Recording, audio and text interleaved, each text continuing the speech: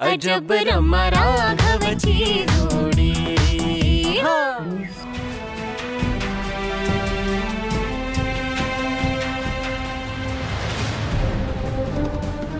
रमा बाळा न खाता राहून कसं चालेल? मी तुझ्यासाठी पोह्यांची प्लेट खालून वर घेऊन आलो की नाही? थोडा तरी खाऊन घे बाळा। डॅड मी एकदा म्हणाले ना मला नको, प्लीज फोर्स करू नकोस। बस रमा बस, तुझा माझ्यावरही विश्वास नाहीये का बाळा? मी तुला सांगतोय ना परोपरीने की ते घर तुझ्यासाठी योग्य नाहीये।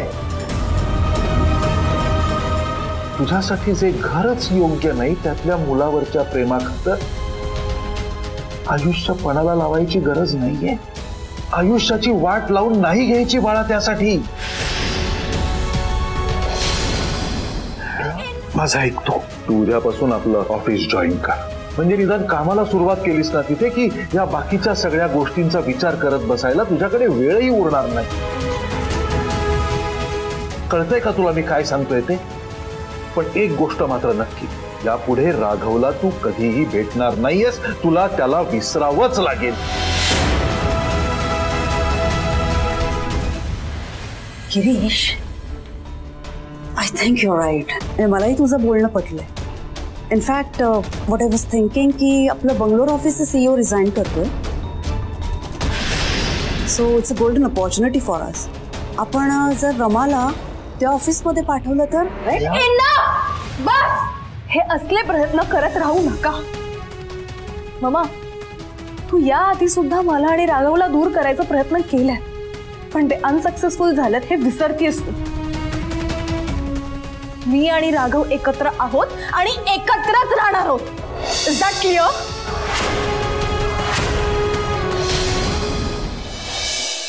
आई, पालकाची भाजी करू।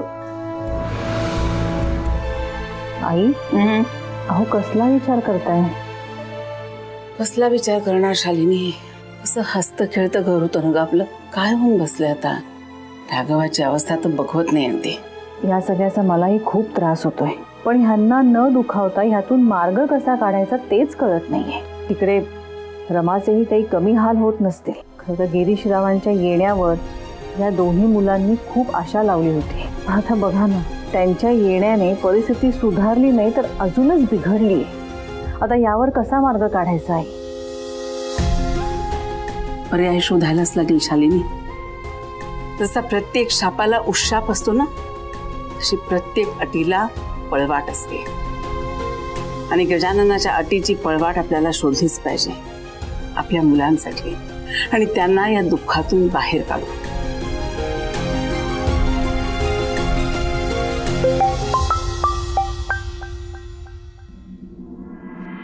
राघव, अरे कुठेस तू? मी कधीपासून तुझ्या फोनची वाट बघते। ते घरात बरंच सामान लावायचं बाकी आहे, तेच करत होतो। मग झालंय ना आता ते? मग मला आत्ताच्या आत्ता भेटायला ये।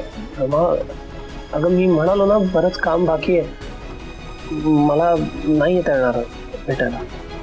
तरी सुद्धा तू भेटायला ते सगळं नंतर कर। राघव, मला तुला आत्ताच्या आत्ता भेटायचंय। मग तू नको ना उगाच हट्टीपणा करूस, मला खरंच नाही ग भेटता येणार आज। राघव, अरे तू मला अवॉइड करतोस का?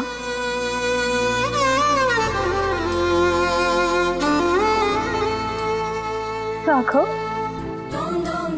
राघव, राघव, मला सांग ना काय झालंय? बोल ना माझ्याशी प्लीज। रमा, मी आबांना वचन दिलंय। वचन? कसलं वचन? ते नसताना त्यांच्या मनाविरुद्ध काहीच घडणार नाही। तुला भेटणं त्यांच्या मनाविरुद्धच असेल ना, मग कसं भेटू मी तुला? राघव, अरे तू असं वचन देऊच कसं शकतो त्यांना? म्हणजे तू मला तर कधीच भेटणार नाहीयेस का? नाही नाही रमा, असं हो कसं होईल? मग मला आत्ताच्या आत्ता भेट। मला काही माहित नाही, मला तुला आत्ताच्या आत्ता भेटायचंय। प्लीज जरा समजून घे ना मला, प्लीज। हे बघ, आबा येईपर्यंतचाच प्रश्न आहे फक्त।